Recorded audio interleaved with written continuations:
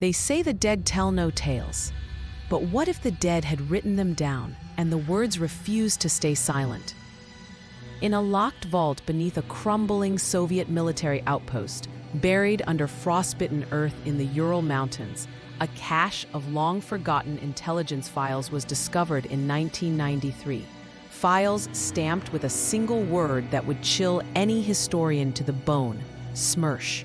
A shadowy branch of Stalin's counterintelligence agency, SMERSH was responsible for rooting out traitors, spies, and so-called enemies of the state. Its name, a brutal portmanteau of Smershpionem, or death to spies, echoed through the blood-soaked corridors of World War II and the darkest years of the Cold War. The documents were meant to be destroyed, burned, buried forever, but somehow they survived. The team of archivists who uncovered the files, mostly young idealistic historians, were thrilled at first. These were primary sources: transcripts of interrogations, surveillance reports, signed execution orders, even handwritten confessions. But it wasn't the content alone that disturbed them. It was what came after the files were opened. What began as a landmark discovery soon spiraled into a series of chilling, inexplicable events that defied rational explanation. One by one, members of the recovery team began reporting disturbing occurrences. Disembodied whispers, sudden migraines, and the unshakable feeling of being watched, even in broad daylight. Equipment malfunction without cause. Audio recordings captured indecipherable voices layered beneath the researchers' own. One historian, a former Soviet linguist named Pavel Morozov, was found dead in his apartment just weeks after the discovery. His body positioned unnaturally, with a terrified expression frozen on his face. His notes, strewn across the floor, were covered in frantic scribbles. It's not just paper, it remembers.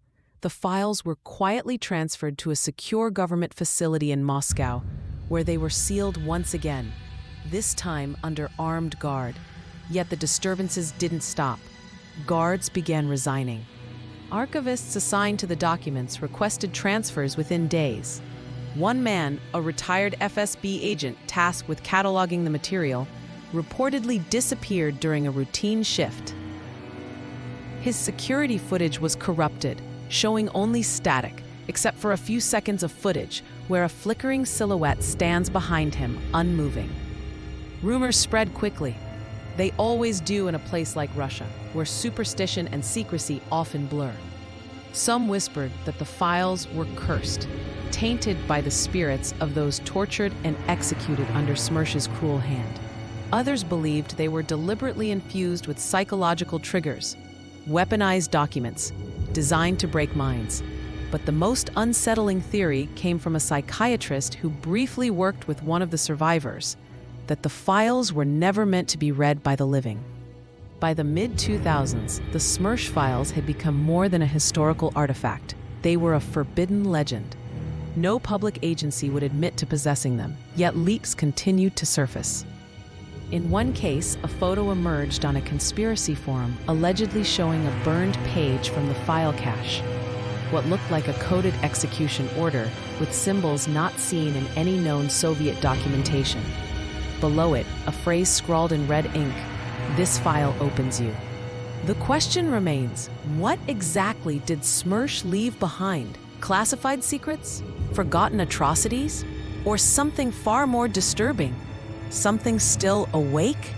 Because if the dead truly wrote these tales, then someone or something is making sure they're never forgotten.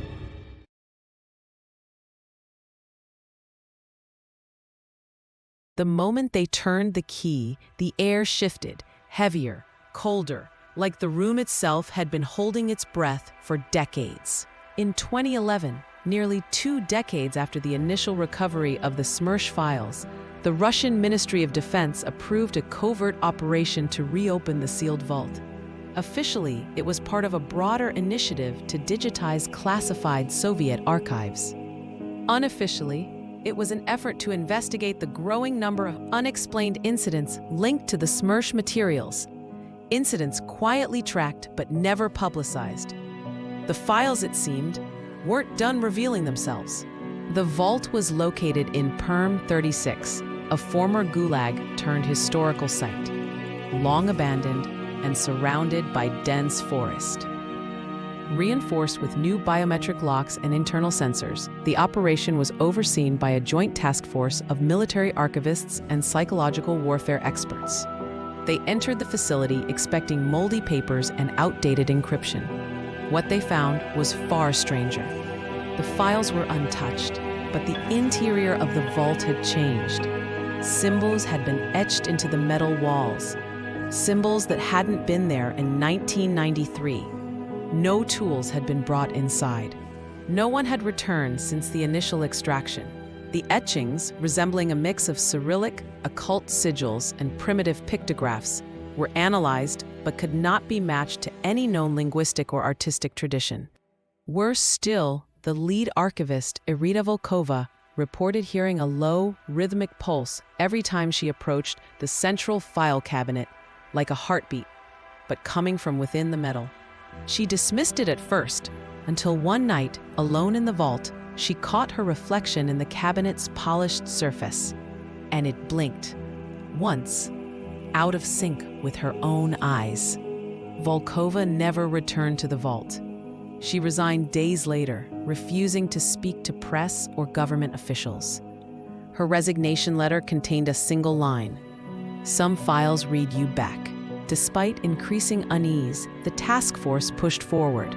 One file in particular drew their attention: File 865R. Unlike the others, it was sealed in a lead-lined envelope and marked with a hand-stamped warning: "Чтение только при наличии присутствия."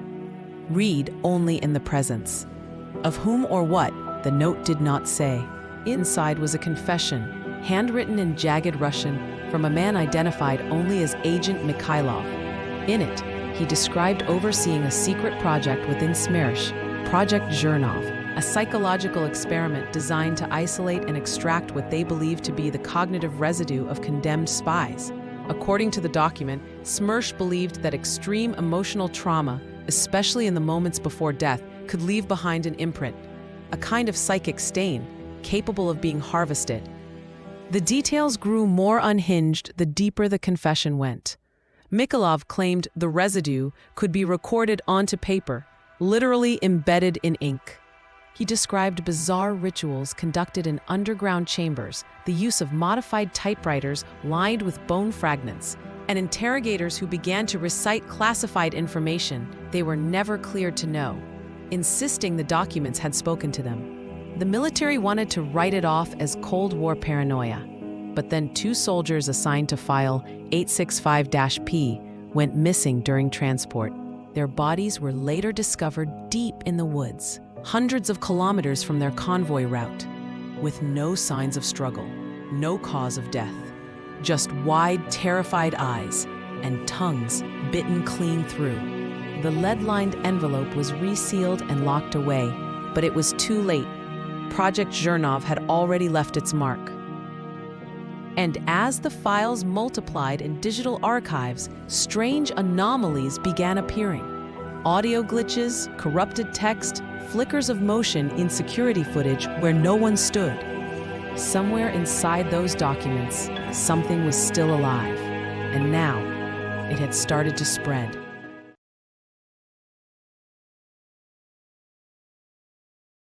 Three days after the files were transferred to a secure digital repository in Moscow, a shortwave radio station in the Arctic Circle began broadcasting something that no one could explain.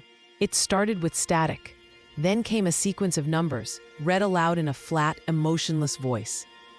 Odin, Sem, Shest, Tri, Byat. The pattern repeated every 12 minutes. Linguists quickly identified it as Russian, but the cadence was wrong. Mechanical, too precise.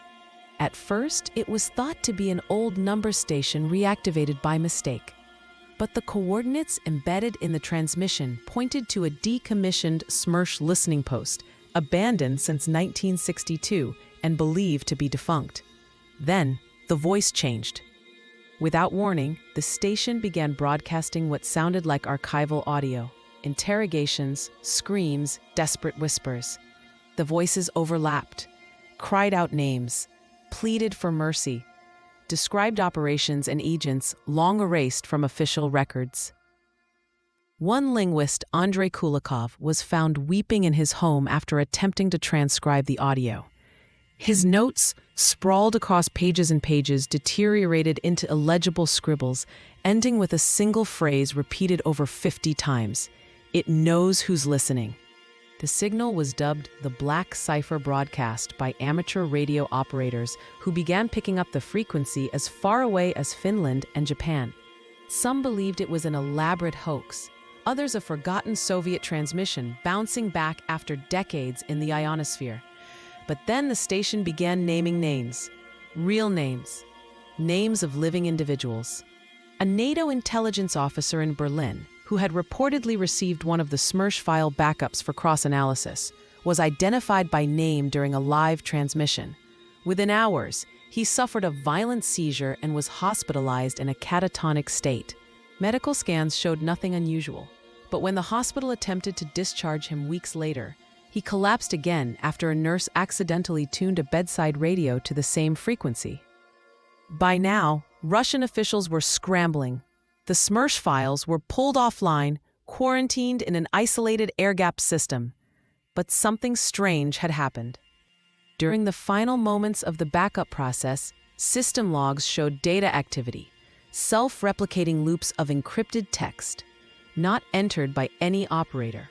Some logs were overwritten by an ASCII-like visual of an eye. Surveillance footage of the server room during the incident showed nothing out of the ordinary, except for one moment where the lights flickered and every terminal displayed a single phrase in red. Do you see them too? At this point, even hardened intelligence analysts began to panic. A psychic warfare threat? A mimetic virus? A ghost in the code? No one had answers. What they did know was this: the files were not just historical, they were interactive. And whatever intelligence SMERSH had tried to trap on paper, in ink, in tape, it was now bleeding through the cracks of time and medium. The Black Cipher broadcast continued, now adding bursts of Morse code between sequences. One translated message read, "There were 112 of us. Only 3 walked out.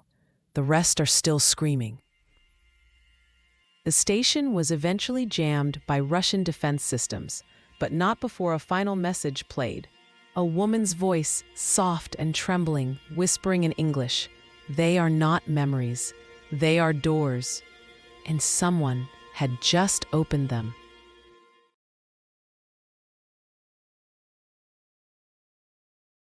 They buried her once. They weren't prepared to do it again. In 2015, an independent researcher named Dr. Katerina Melnik, a seasoned archivist with expertise in Soviet-era intelligence, was granted limited access to a redacted subset of the SMERSH files for academic review. She worked under strict conditions: no physical removal, limited digital replication, and continuous psychological evaluation. At first, she approached the project methodically, dismissing the surrounding lore as Cold War hysteria wrapped in modern paranoia. But then she started seeing patterns, phrases that repeated across unrelated documents, names that popped up decades apart, identical paragraphs in reports allegedly filed by agents who never met.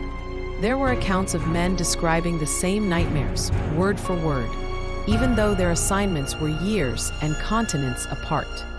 Some reports even contained impossible timestamps, entries written hours after the alleged authors were already confirmed dead. Katerina compiled her findings into a 43-page meta-analysis. She never submitted it. One morning, she simply vanished from her Moscow flat. Her door was locked from the inside. Her workspace undisturbed. The only clue was a single sticky note left on her computer screen. It read, "They've never stopped listening."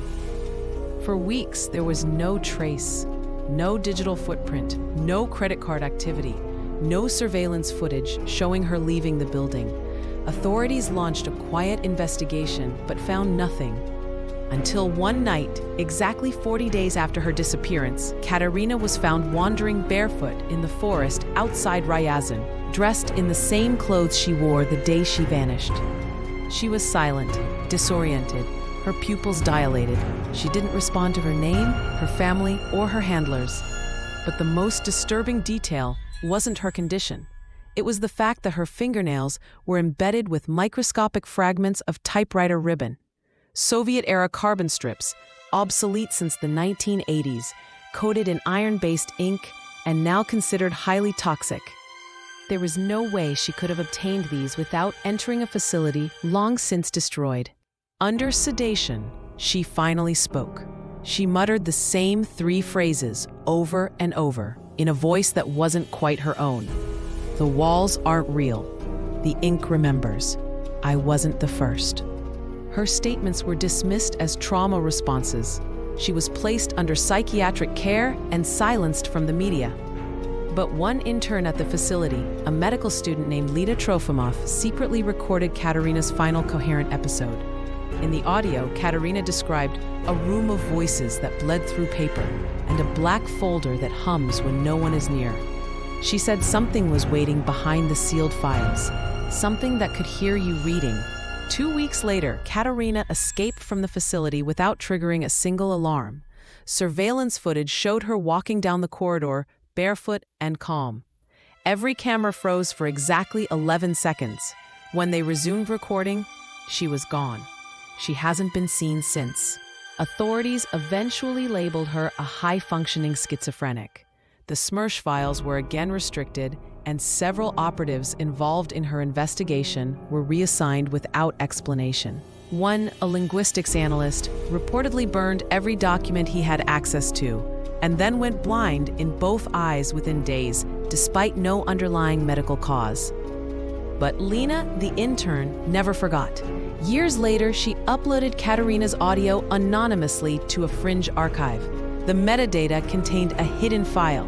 Its contents? A scan of a handwritten page, barely legible beneath dark smears of ink. One phrase stood out, circled 3 times in red pencil. This story is writing itself.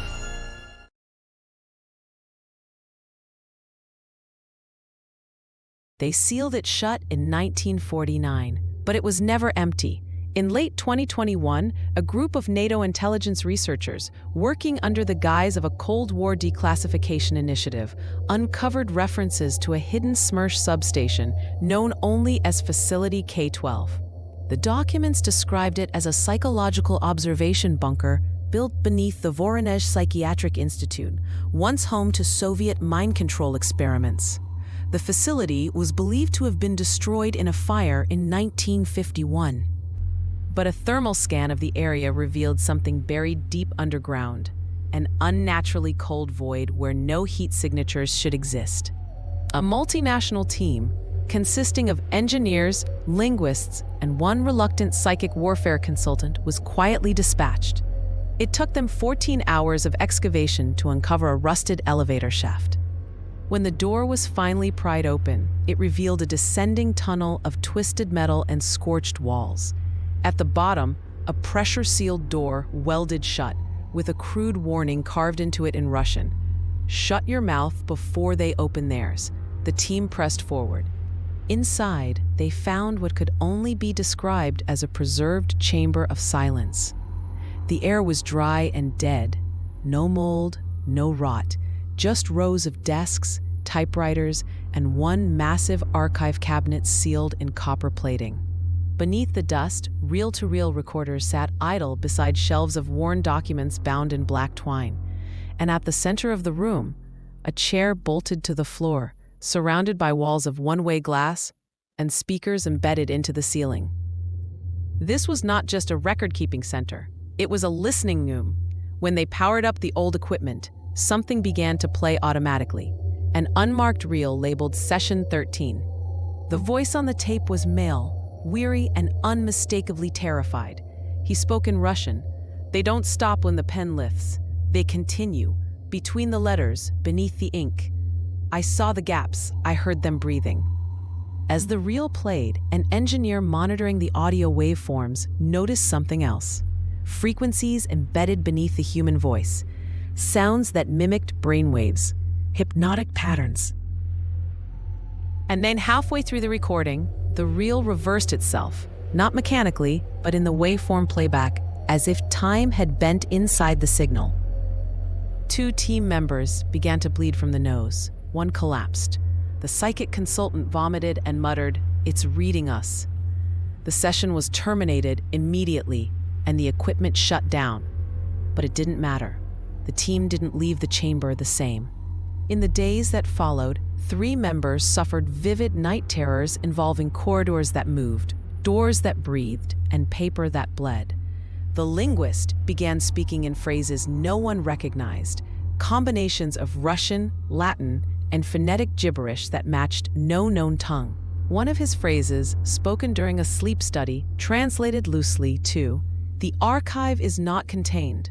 It is the container." Then, without warning, the psychic warfare consultant took his own life, leaving behind a USB stick containing a single file, a scanned image of a page from the Smersh archive that none of the team remembered accessing. The page was blank, except for one line centered and typed in Courier. Project Karzov remains active. The others tried to leave the mission behind, but within days, encrypted files began appearing on their personal devices. Fragments of reports they never downloaded, in formats no known system could decode. One operative's printer activated itself every night at precisely 3:33 a.m., spitting out a single phrase, always the same: "The paper remembers you." What they unearthed in Facility K-12 wasn't just a remnant of a Cold War experiment. It was a living protocol, still executing, still watching. And now, the final threshold had been crossed.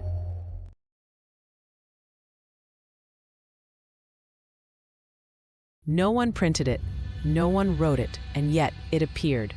The last known incident tied to the SMERSH Files occurred in 2024, when a decommissioned Soviet satellite unexpectedly reactivated in low Earth orbit. It began transmitting a narrow-band signal, one that matched the same frequency as the black cipher broadcast. But this time, the signal didn't carry numbers or static. It carried a single data file, a .txt document. When decoded, the file contained 3,619 words, precisely the length of the combined confessions from the original SMERSH Project Zhernov experiments. Experts from the Russian FSB, NASA, and Interpol traced the origin of the signal, but the satellite had no active power source. Its battery had died 18 years earlier. It should have been dead space junk, and yet it had awakened, just long enough to deliver the final page. What was on it? No one agrees. Some claim it was a full list of those executed by SMERSH between 1943 and 1952, including names that should have been classified forever. Others believe it was a list of every person who had read the files, followed by names of those who would. A digital prophecy embedded in Cold War ink. But the most terrifying version came from a whistleblower within the FSB's Digital Forensics Division. He claimed the page wasn't a list, it was a script, a real-time account of events as they happened. A perfect transcription of everything the reader was doing, breathing, blinking, moving the cursor, typed in real time before they did it. And then, it started describing things that hadn't happened yet. After 12 minutes, the whistleblower pulled the plug on the terminal. The next day, he was found dead in his apartment. Cause of death? Cerebral hemorrhage. The printer in his home had jammed while spitting out a final line from the file. It read, "The last reader has been read." Panic gripped the intelligence community. All copies of the SMERSH files were ordered destroyed, both physical and digital. Facilities were torched. Air-gapped servers melted with industrial acid. Any remaining documentation was sealed in lead and dropped into the deepest sections of Lake Baikal. Officially, the files no longer exist, but they do. Because even now, anomalies continue. Eerie frequencies picked up by ham radio operators, corrupted memory cards showing bursts of red text, PDF files that crash every attempt to delete them. And above all, whispers, real or imagined, heard by those who simply learn of the SMERSH files, like you just did. Perhaps the most disturbing clue of all came not from Russia, but from a private investigator in Munich. In early 2025, While researching Cold War espionage for a podcast, he received an unmarked envelope with no return address. Inside was a single sheet of aged paper, folded twice. Typed in faded courier font, "You are now part of the archive. Your eyes are the final seal, and you've just opened it." To this day, no government agency has claimed responsibility. No one will admit how far the archive spread or how deep the stain goes. But those who've been near it, those who've heard the broadcast, seen the ink, opened the cabinets, they all say the same thing. The files were never about secrets. They were about transmission.